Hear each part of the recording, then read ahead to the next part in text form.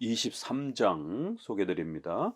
자, 22장부터는 세 번에 걸친 바울의 이러한 자신의 회심에 대한 간증과 또 세 번에 걸친 유대인들과의 논쟁을 통해서 기독교가 얼마나 훌륭한 것이고 또 기독교가 얼마나 위대한 것인지를 교리적으로 논증해가는 이런 아주 중요한 장면을 우리에게 소개를 하고 있습니다. 그래서 기독교는 교리적으로 이렇게 바르고 또 튼튼하다라고 하는 것을 그 교리를 통해서 하나님의 말씀을 증명해내고 또 그 교리를 믿고 또 그 교리를 지켜가고 또 그 교리를 통해서 교회가 든든히 세워져가는 이런 교리 중심적인 기독교라고 하는 사실을 사도행전은 아주 놀랍게 증명해냅니다. 절대로 기독교는 그러한 어떤 신비 체험이라든가 샤머니즘적인 어떤 이런 황홀경 속에서 그런 걸 체험하는 이러한 종교도 아닙니다. 정치 사회적인 사회정의를 이루는 그런 어떤 국가적인 어떤 인권 단체도 아닙니다.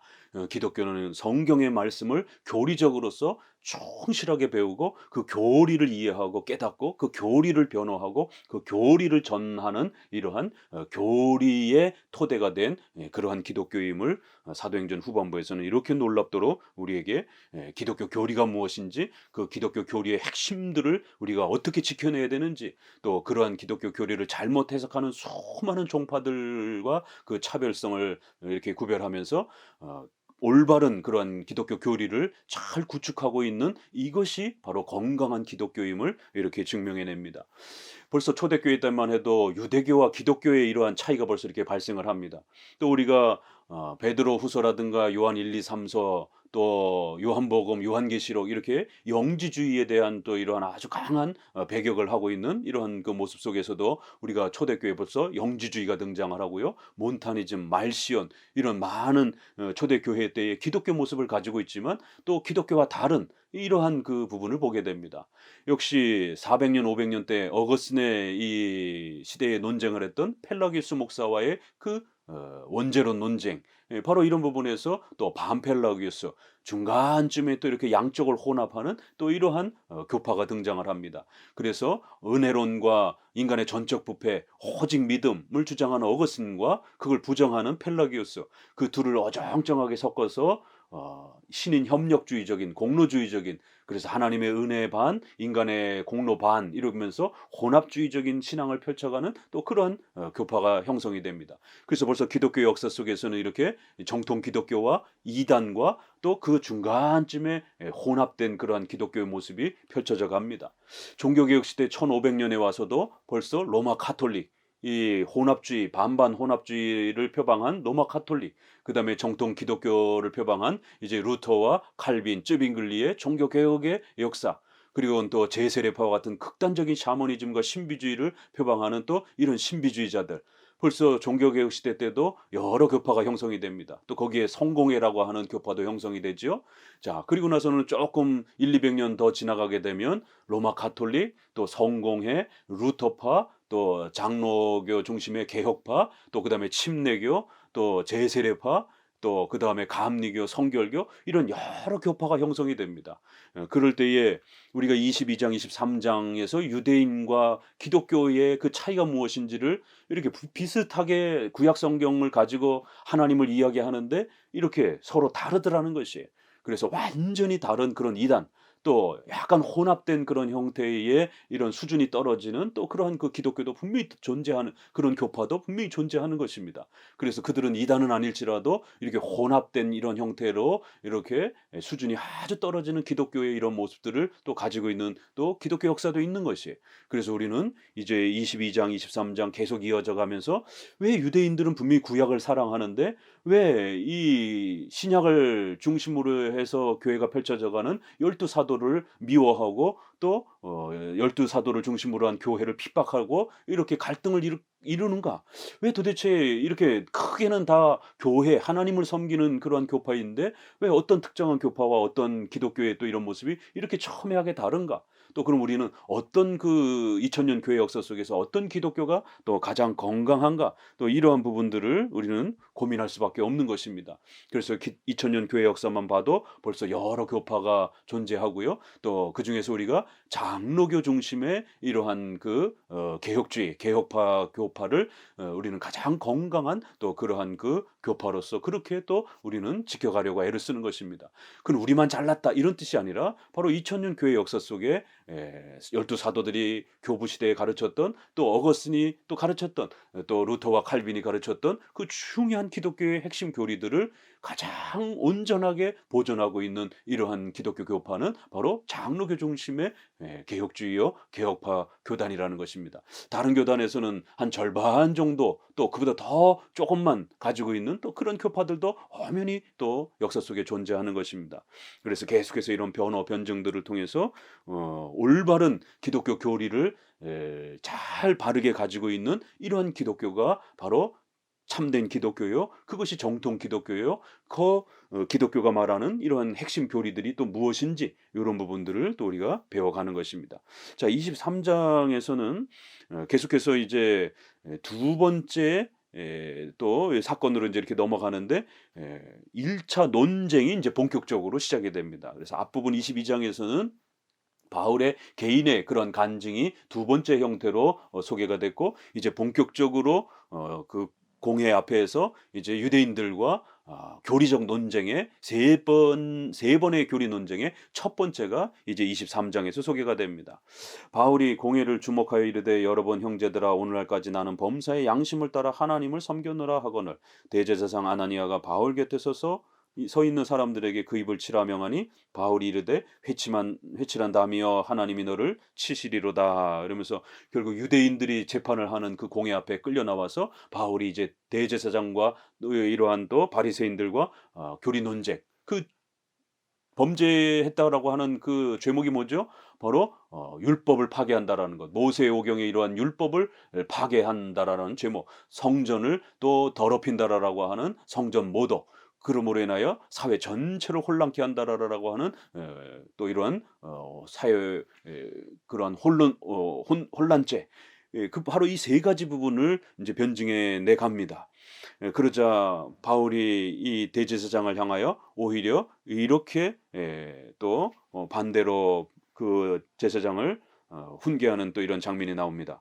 바울이 이르되 회칠한다며 하나님이 너를 치시리로다. 내가 나를 율법대로 심판한다고 앉아서 율법을 어기고 나를 치라 하느냐 하니 곁에 선 사람이 말하되 하나님의 대제사장을 내가 욕하느냐. 바울이 이르되 형제들아 나는 그가 대제사장인 줄 알지 못하였노라 기록하였을 때 너의 백성의 관리를 비방하지 말라 하였느니라 하더라. 자, 논쟁을 이제 본격적으로 시작하면서 바로 이 아나니아는 자기들의 권위를 가지고 먼저 바울을 이렇게 짓누르려고 합니다. 자기들이 오랫동안 누렸던 그 권리를 가지고 짓누르려고 할 때 바울이 여기서 아주 너는 회칠한 그런 무덤처럼 겉만 번지르하게 이렇게 포장되었지 그 속은 썩어 있는 아주 악한 그런 종교 지도자다라고 이렇게 책망을 합니다. 그러자 이제 곁에 있는 사람이 구약을 이용해다가 너가 어떻게 관원을 비웃고 조롱하느냐. 구약에는 어떠한 관원이라도 함부로 욕하거나 조롱하지 말라고 했던 이 말씀을 이렇게 또 이용해다가 결국 바울을 조롱하고 비난합니다. 그러니까 이처럼 유대인들은 자기들이 가지고 있었던 그러한 전통 또 그 다음에 자기들에게 유리해 보이는 그런 성경 구절을 문자적으로 이렇게 악의적으로 끌어다가 이제 바울을 이렇게 잘못됐다라고 비난하는 벌써 성경 교리 논쟁이 벌써 벌어지는 것을 보게 됩니다. 그럴 때 이 본문이 이제 바울이 사과하는 장면이냐라고 이렇게 이제 해석할 수도 있고요. 아니면 바울이 역설적으로 제사장을 꾸짖는 장면인가 이렇게 또 이제 해석할 수도 있습니다. 바울이 사과했다라라 나 잘 몰랐어 나 미안하다 이렇게 사과한 걸로 해석하는 거는 존 맥아더가 이렇게 해석을 합니다. 또 그다음에 이제 RSV 그 관주 성경의 입장도 약간 그런 쪽으로 해석합니다. 그러나 칼빈이나 박윤선 목사님이나 또 이러한 그 많은 우리 청교도 또 웨스민스터의 이런 해석들은 이건 오히려 대제사장의 아나니아의 이런 하나님의 말씀을 악용하고 또 자신의 그 신분을 이용해서 하나님께서 제사장의 이러한 위치를 바르게 사용하지 않는 하나님이 주셨던 이 제사장을 악용하는 오히려 이러한 아나니아를 책망하는 이러한 쪽으로 더욱 해석을 합니다.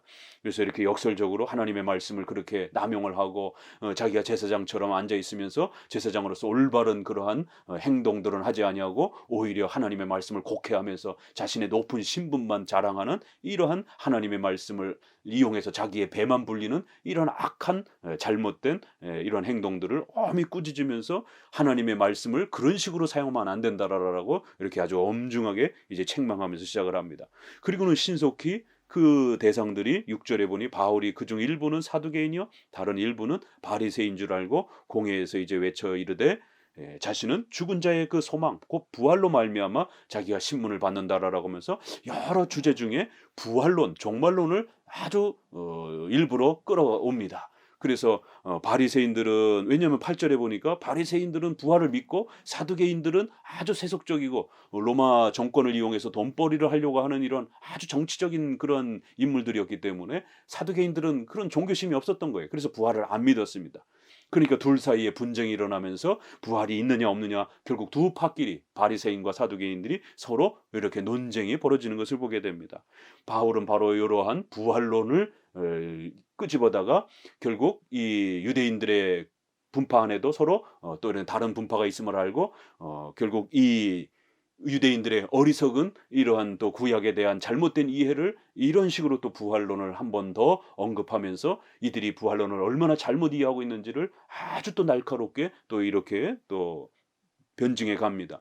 이렇게 한 번은 제사장이라고 하는 소중한 그 권한을 함부로 남용하는 이러한 또 문제, 또 그다음에 부활론이라고 하는 종말을 잘못 사용하고 있는 이 어리석은 이들의 또 이 잘못들을 또 이렇게 우회적으로 이렇게 또 지적해내면서 유대인들이 구약의 말씀들을 얼마나 곡해하고 잘못 해석하고 있는지를 하나씩 하나씩 증명해 내가고 있는 것을 보게 됩니다.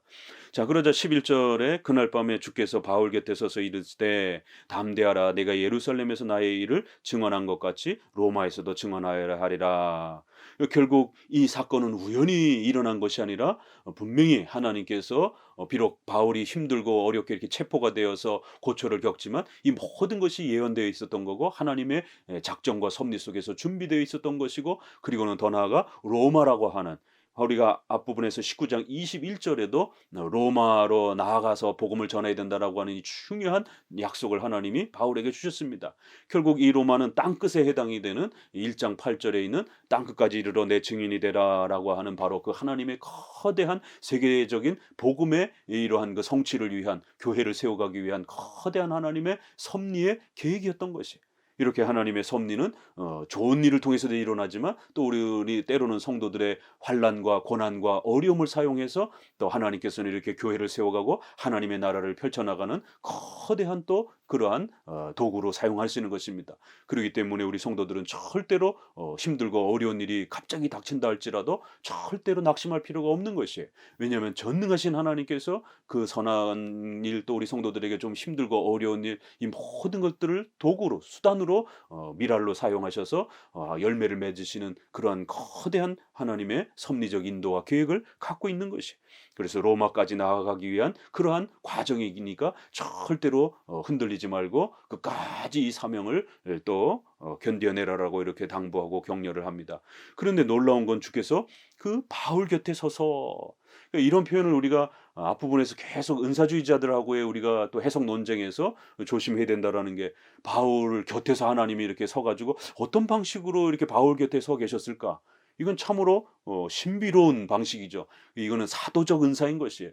오늘 자꾸만 사도행전을 읽으면서 마치 은사가 연속되는 것처럼 이렇게 읽게 되면 우리가 앞부분에서 사람의 눈을 멀게 한다든가 또 그들의 앞치마 그림자까지 지나가도 병이 치료가 된다든가 또 이렇게 하나님이 그들 곁에 서가지고 뭔가를 명령을 하시고 이런 부분들은 오늘날 일어나지 않습니다. 그러니까 만약에 연속성을 주장을 하게 되면 이런 것까지 연속성을 주장을 하게 됩니다. 방언이 연속된다라고 한다라면 이렇게 하나님이 지난밤 꿈에 또 환상에 내 곁에 서가지고 나보고 어디로 이사를 가라 어느 대학에 가라 누구랑 결혼해라 어디에 취직해라 이렇게 하나님이 서서 여러분 곁에 서서 말씀하십니까? 그렇게 표현하면 큰일 나는 것이에요. 이러한 은사는 아주 독특한 특별한 사도적 은사였음을 또 우리가 구별해 내야 되는 것입니다. 자, 12 절에 나리샘의 유대인들이 당을 지어 맹세하되 바울을 죽이기 전에는 먹지도 아니하고 마시지도 아니하겠다 하고 이같이 동맹한 자가 40여 명이더라. 그래서 23장은 이렇게 두 번에 걸친 제사장의 그 직분을 주신 목적, 또 그다음에 부활의 이런 올바른 의미, 이러한 교리적 논쟁을 먼저 소개하고, 그리고 나서는 하나님께서는 이 바울의 이러한 교리적 변증과 복음의 전도를 지켜주시기 위하여 뒷부분에서는 하나님께서 그 바울을 지켜주시는 또 섭리적 보호와 인도하심의 아주 특별하고 세밀한 방식들을 아주 놀랍게 우리에게 소개를 합니다. 그러나 그것은 우리가 앞부분에서 본 것처럼 바울을 핍박하는 자들을 눈멀게를 한다든가 또 이런 어떤 초자연적인 어떤 이런 방식이 아니라, 오늘 이제 23장에서는 일반 은총을 사용해서 바울을 보호하는 이런 하나님의 또 섭리를 보게 됩니다. 그래서 지나친 이런 신비주의와 초자연적인 어떤 도움만 자꾸 이렇게 의지하고 살아가려고 하는 이러한 기독교인들의 지나친 극단적인 이러한 신비주의적인 이러한 그 신앙생활이 얼마나 위험하고 또 잘못된 것인지를 알 수가 있습니다. 바울조차도, 그런 놀라운 은사를 행하는 바울조차도 그건 하나님의 아주 특별한 명령이 있을 때만 행했고 늘상 있었던 그런 기적이 아닙니다. 또 여러 사람들에게 모두에게 펼쳐지는 그런 기적이 아니었던 것이에요. 오히려 사도조차도 위험에 처했을 때는 로마 법을 이용하고 로마 시민권을 이용을 하고, 또 이제 오늘 23장 본문에도 보니까 이제 로마의 그러한 제도를 이용을 해서 또 사회 질서와 이런 여러 가지 법적인 그런 보호 제도를 이용을 해서 일반 은총을 사용해서 이 살해 위협에 암살 위험이라고 하는 이 엄청난 위험을 피해가는 것을 보게 됩니다. 하나님이 뜻하셨다라면 이 40명 그냥 다 눈멀게도 하실 수 있었던 것입니다. 바울이 그렇게 징계해 가지고 이들이 다 눈이 멀어서 바울도 찾지도 못하게 했을 수도 있습니다. 그러나 그런 방법이 아니라 오히려 천부장과 백부장의 도움을 받아서 이 암살의 위험이 오히려 탄로가 나고, 그래서 천부장의 도움을 받고 피해를 수 있도록 이렇게 도움을 받습니다. 자, 16절에 아주 놀라운 일이 벌어집니다. 바울의 생질이 그들이 매복하여 있다 함을 듣고 와서 영내에 들어가 바울에게 알린지라. 바울이 한 백부장을 청하여 이르되 이 청년을 천부장에게로 인도하라. 그에게 무슨 할 말이 있다 하니. 이 암살의 이러한 음모는 굉장히 비밀스럽게 일어나는 거죠. 절대로 그 계획이 새나가면 안 됩니다. 그런데 어떻게 그 비밀이 새나갔어요. 근데 그 비밀이 새나갔는데 바울의 조카에게 그게 들려진 겁니다. 이게 우연입니까? 이건 절대 우연일 수가 없죠. 어떻게 그 비밀이 새나가는 것도 쉽지 않은데 그 새나간 비밀이 결국 바울의 조카에게 결국 들려졌고, 그래서 바울의 조카가 와서 이것을 바울에게 이야기했고, 바울은 그 얘기를 듣자 천부장에게 도움을 요청하는 것을 보게 됩니다. 그래서 천부장에게로 나아가서 이제 바울의 암살 계획을 쭉 이야기하고 바울을 지켜주도록 이렇게 요청하는 것을 보게 됩니다. 그러자 21절에 당신은 그들의 청함을 따르지 마옵소서. 그들 중에서 바울을 죽이기 전에는 먹지도 않고 마시지도 않기로 맹세한 자가 40여 명이 그를 죽이려고 숨어서 지금 다 준비하고 당신의 허락만 기다립니다. 이렇게 조카가 보고하니까 천부장이 이 얘기를 다 듣고는 이거 심각하구나라고 해서 결국 조치를 취하게 됩니다. 이렇게 하나님은 우리의 성도들이 위험에 처하거나 교회가 위험에 처했을 때 이런 기적적인 방법으로 우리를 또 분명히 살려주십니다. 우리가 사도적 은사의 그 개인이 독점적으로 놀랍게 행하던 그러한 특별 은사가 중단되었다라고 말하는 것이지, 일반적인 그 기적 자체가 중단됐다라고 말하는 건 아닙니다. 그건 분명히 우리가 목회적 은사로서, 또 하나님은 전능하신 하나님이기 때문에 지금도 얼마든지 기적적으로 성도들을 보호해 주십니다. 다만 사도적인 그러한 특별성이 이제 중단됐다라고 우리는 거듭거듭 강조하는 것이에요. 자, 하나님께서는 때로는 초자연적인 방법을 통해서도 또 이렇게 교회와 성도들을 보호하시지만, 오늘 우리 23장에서도 보는 것처럼 일반 은총을 사용해서 사회 국가 질서를 통해서 성도들이 생명의 보호를 받고 성도들의 재산권과 또 성도들의 여러 가지 권리를 보호받을 수 있는 이러한 여러 가지 일반 사회 제도들을 우리 크리스천들은 얼마든지 사용할 수 있는 것입니다. 이 신비주의나 은사주의라든가 이런 데 자꾸 빠지게 되면 초자연적인 도움만 자꾸 의지하게 됩니다. 그러다 보면 국가 사회와 관련된 이러한 도움이라든가 이런 부분들을 외면하게 되고 그저 기도만 하면서 아주 극적인 어떤 그런 기적적인 방식으로만 그 위험이 이렇게 해결되기를 바라는 극단적 이원론주의에 빠지게 됩니다. 그러면 성도들의 생활이 아주 극단적으로 치우치기 때문에 아주 성도들의 생활이 위험해집니다. 예. 우리 크리스천들은 이런 이원론에 빠지게 되면 국가에 어떤 소송을 한다는 것, 크리스찬이 소송을 해도 됩니까? 이거 굉장히 많이 하는 질문들이에요. 고린도전서 6 장을 소송하지 말아라라고 하는 그 고린도전서의 6 장을 잘못 이해해 가지고는 마치 어떤 소송도 해서는 안 되는 것처럼 그러면 바울이 로마의 시민권을 사용해서 이렇게 또 로마에다가 소송을 요청을 해서 이렇게 생명의 보호를 받고 이러는 건 그럼 우리가 어떻게 이거를 해석해낼 수 있겠습니까? 바울은 분명히 또 이렇게 로마의 시민권과 로마법을 이용해서 소송을 통해서 자기의 생명을 보호하는 것이에요. 그러면 왜 고린도전서에서는 이렇게 소송하지 말고 차라리 손해를 보면서 이렇게 잘 참고 견디라. 이 주제가 서로 다른 겁니다. 우리 어떤 여러 가지 소송 중에 이렇게 또 상대방을 해친다든가 또 상대방에게 어떤 억울함을 당한다든가 이럴 때는 좀 더 참아야 되지만 또 우리 생명을 보호하고 재산을 지키고 교회를 보호하기 위해서는 또 일정한 사회 질서 안에서 우리가 얼마든지 소송도 할 수 있는 것입니다. 그건 고린도에 가서 좀 더 자세히 다루고요. 이렇게 국가법, 교육, 병원 이런 의료 체계 또 여러 가지 국가의 이러한 경제적인 이러한 여러 시스템 이런 모든 부분들을 우리 성도들이 일반 은총 안에서 사용할 수 있는 것입니다. 최근에 이렇게 또 진보적인 이런 개혁주의에 이렇게 또 깊이 또 함몰되어 있는 이런 분들이 자꾸만 개혁주의를 마치 무소유 개념으로 경제와 관련해서 최근에 주식 문제라든가 여러 가지 이런 경제에 아주 부동산이라든가 이런 부분들이 굉장히 뜨겁게 이렇게 또 폭발하고 그러다 보니까 과연 기독교인들이 이런 부동산이나 주식이라든가 이런 부분들을 어떻게 취급해야 되는지 굉장히 낯설어하고 그럴 때에 이제 이런 청빙 사상을 강조한다든가 극단적인 이런 은사주의 신비주의자들은 "그런 거 다 필요 없다. 하나님이 기적적으로 우리를 돈 벌게 해줄 것이다."라고 하는 이러한 또 극단론에 빠지고 그래서 저축이라든가 투자라든가 이런 부분들을 멀리하는 이런 사람들도 있고요. 또 특정한 정치 이데올로기에 빠진 이런 진보적 이런 개혁주의자들은 아파트 거주하면서 그 아파트값이 올라서 이렇게 경제적 이득을 누린다든가 이런 부분들 전부 다 불로소득이라고 이렇게 비난하면서 마치 무소유만이 모든 그러한 가장 건강한 경제인 것처럼 성도들 보고 "아파트 사지 말라라라고 이렇게 어떤 투자 행위를 하지 말라라라고 아주 극단적으로 이렇게 "그게 칼빈주의 개혁주의다라고 또 이렇게 인터넷에 많은 또 이러한 신학자들이 또 목사들이 또 진보적 관점에서 이렇게 또 펼쳐내는 것을 보게 됩니다. 장로교에서는 절대로 그런 무소유 개념이라든가 그런 우리가 투기가 아닌 투자로서의 이러한 또 생활 삶 속에서 거주하는 이런 거주 주택이 이렇게 또 물가 상승 때문에 또 이렇게 여러 가지 또 혜택을 또 이러한 그 재산적 가치가 올라가고 이런 부분들을 절대로 죄라고 취급하지 않습니다. 웨스트민스터 6 항의 26 장의 성도의 교제 부분에서 사유 재산을 우리는 보호한다. 이 나눔이라든가 이런 걸 빌미로 성도들의 재산을 빼앗거나 모두가 똑같이 나눠 가져야 된다라고 하는 이런 극단적인 평등이라든가 이런 부분은 잘못된 것이다라고 26 장에도 그렇게 고백하고 또 8 계명을 소개하는 대우리 문답에 있어서도 사유 재산을 함부로 빼앗지 않는다. 우리는 사유 재산을 인정한다. 그러면서 자기 자신의 재산과 이웃의 또 이러한 재산을 보호하도록 노력하고 또 재산을 잘 또 이렇게 노동을 통해서 얻고 또 그걸 관리하고 또 그걸 증진시키는 늘리는 데에 합법적으로 열심히 노력해야 된다라고 하면서 합법적이고 성경적인 그런 투자 행위를 이렇게 건강하게 열어 놓습니다. 이렇게 장로교적인 해석이 이렇게 중요한 것입니다.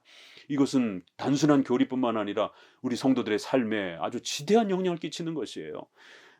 이렇게 사도행전 23 장에서는 일반 은총을 사용해서 이러한 국가법을 사용해서 사도 바울이 처하고 있었던 암살의 이 위험을 이렇게 피해가는 것을 보게 됩니다. 하나님은 40명을 다 죽일 수도 있고 눈멀게도 할 수 있지만 그렇게 하지 아니하고 오히려 그 위험이 탄로나게 만들었고 또 그것이 조카의 귀에 들어갔고 그래서 그 조카를 통해서 천부장의 도움을 받게 만들었고 그래서 그 천부장이 결국에는 지방 총독에게 이렇게 바울을 보내는 이러한 또 보호를 통해서 바울이 생명의 또 보호를 받는 것을 보게 됩니다.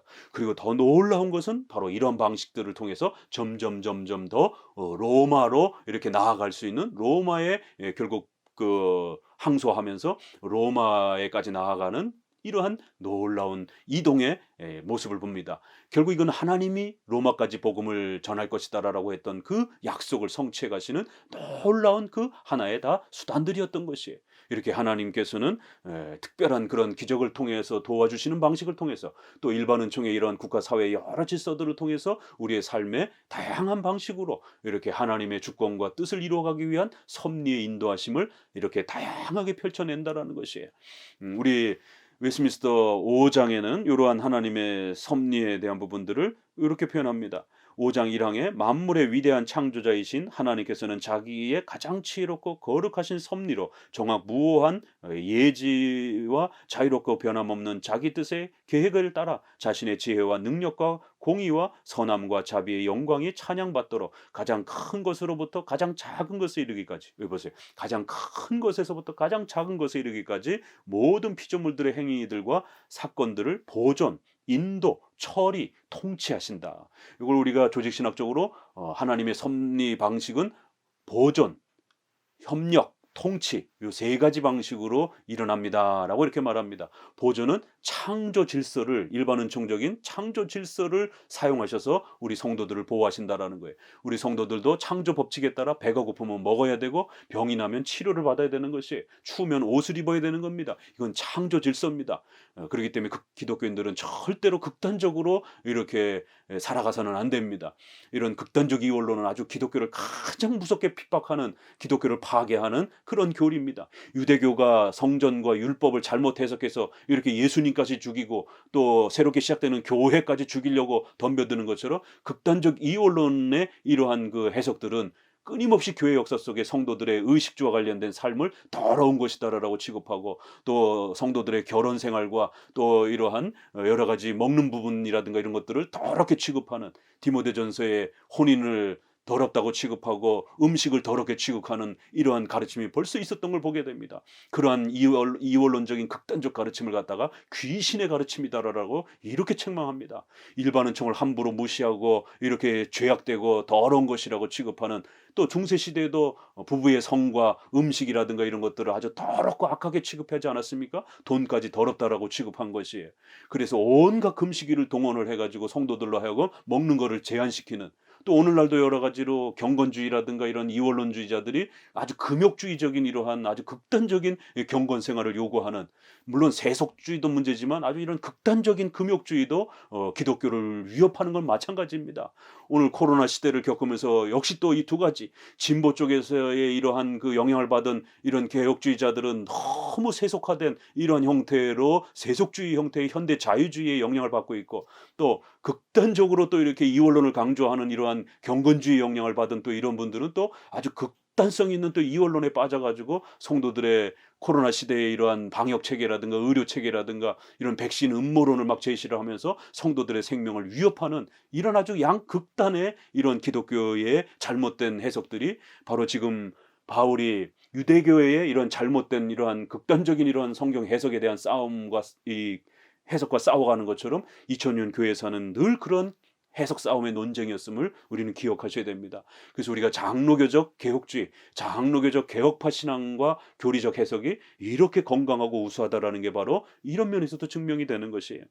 그리고 또 보존, 그 다음에 협력, 인간은 의지와 이성을 가지고 있는 존재이기 때문에 우리가 중생되고 난 이후에는 하나님의 말씀을 잘 묵상하면서 합리적이고 이성적인 그런 분석과 판단을 통해서 하나님의 뜻을 또 잘 헤아려가는 것입니다.